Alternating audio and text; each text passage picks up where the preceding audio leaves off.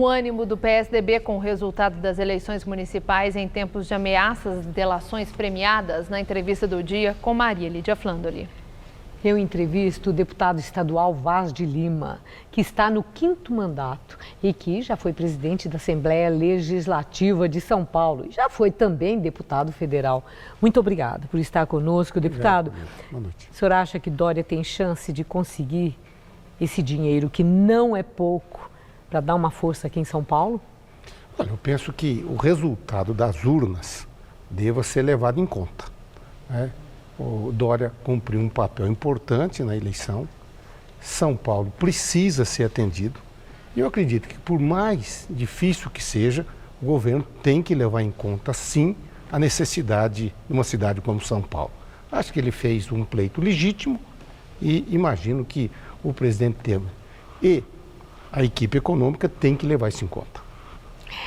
Bom, que é legítimo, não há a menor dúvida, e papel, né, do prefeito eleito tentar para a cidade que ele vai administrar condições adequadas. O que resta saber é se o governo federal vai ter condições. Né? Não, até porque me parece que esse é um dinheiro que já está comprometido e prometido para a cidade de São Paulo. Não é nem conceder, é liberar. Não é conceder, é liberar. É liberar. Bom, deputado, os ânimos andam exaltados com as ações da Lava Jato. Já estavam exaltados com aquelas habituais acusações dos envolvidos, dos advogados deles, acusando o juiz Moro, Ministério Público, Polícia Federal de excessos, etc. Agora, quem parece que perdeu as estribeiras e a compostura foi o presidente do Senado, que é investigado na Lava Jato, Renan Calheiros, quando chamou de juizeco o juiz lá do Distrito Federal que autorizou a prisão daqueles policiais legislativos que fizeram escuta em casa de senadores, etc. Isso teve uma repercussão muito grande entre os magistrados e até a presidente do Supremo Tribunal Federal, a ministra Carmen Lúcia, se sentiu tocada. Disse que o que ofende um juiz ofende a ela também e pediu respeito entre os poderes. A ministra Carmen Lúcia acerta entrando nessa questão? Eu acredito que acerta no ponto de defender o legislativo, o presidente Renan Calheiros, e acerta a ministra. Excede o presidente do Senado ao usar termos dessa natureza.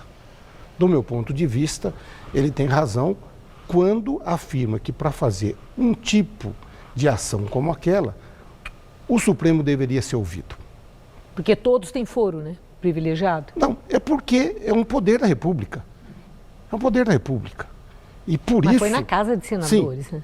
E por isso deveria ter, sim, a anuência de um ministro do Supremo, pelo menos, não é? E a ministra tem razão quando dá desculpe o termo, um pito no presidente, dizendo, você não pode chamar o magistrado de juizeco. Tá? Aí não há respeito entre os poderes da República. Agora, deputado, Renan Calheiros, claro, tudo que nós fazemos, né, revela alguma coisa. Renan Calheiros está revelando alguma coisa com esse destempero dele, digamos, né? Uhum. Ele passa a ideia que está com medo?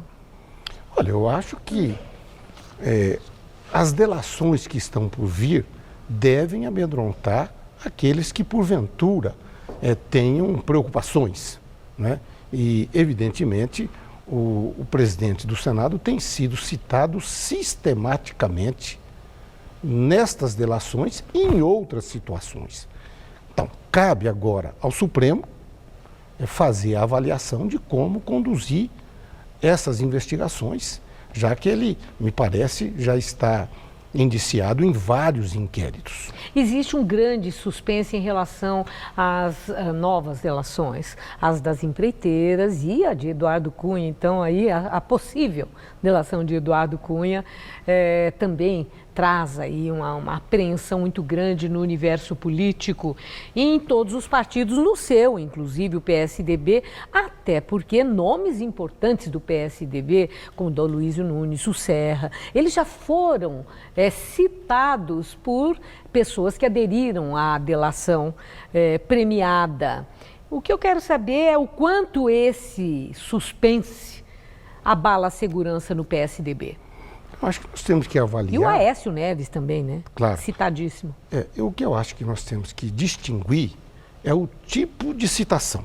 Quer dizer, você não pode confundir uma ajuda de campanha, que era uma prática normal até então, né? Ainda que em nome de Caixa 2, com delações que têm sido feitas citando nomes que se locupletam da sua atividade pública em benefício pessoal, em benefício de grupos. Acho que isso precisa ficar muito claro. Quer dizer, o PSDB não tem nenhuma dificuldade em enfrentar essa discussão, não é, a partir desta ótica. Não é? A citação pura e simples de um membro do nosso partido, por quem quer que seja, ou ou mais de um do nosso grupo político, né, do PSDB, não nos atemoriza, até porque vamos sempre preconizar a seguinte fala: todos que são acusados têm de ter direito de defesa. Bom, agora não é só de denúncia, de delação que vive, né, o país. Claro, claro. Vamos falar das eleições municipais. O PSDB saiu muito bem nessas eleições municipais, aumentou expressivamente o número de prefeitos eleitos, de vereadores em todo o país. Em São Paulo, então, no estado de São Paulo, fora a capital, que foi uma vitória em primeiro turno, surpreendente e muito expressiva, mas em outras cidades também, grandes cidades, o PSDB teve sucesso. Agora, e em São Paulo principalmente. Mas a minha pergunta é, por que esse sucesso que o PSDB tem em São Paulo não se repete em outros estados do Brasil? Olha, eu acho que São Paulo vem dando um grande exemplo de como o PSDB governa. Vamos lembrar que São Paulo está sendo governado pelo PSDB, o estado de São Paulo, desde 1995, quando o Mário Covas assumiu pela primeira vez o governo de São Paulo. E teve uma experiência extremamente exitosa com o Serra na Prefeitura de São Paulo. Tão exitosa que o levou a ser candidato a governador de São Paulo. 1 mês e 3 meses depois, ele precisou deixar a prefeitura e se elegeu no primeiro turno.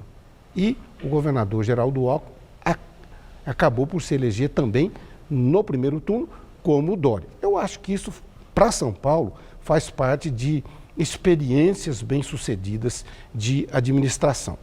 E vejo que talvez a gente não tenha conseguido fazer este arranjo político em outros estados e em outras prefeituras. Última pergunta rapidamente. Desses nomes que eu vou mencionar, quem o senhor entende que tem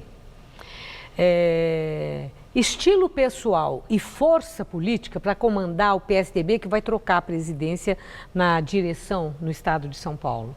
Bruno Covas, Floriano Pêssaro, Vanderlei Macris ou o senador José Aníbal, que foram os primeiros indicados que apareceram aí?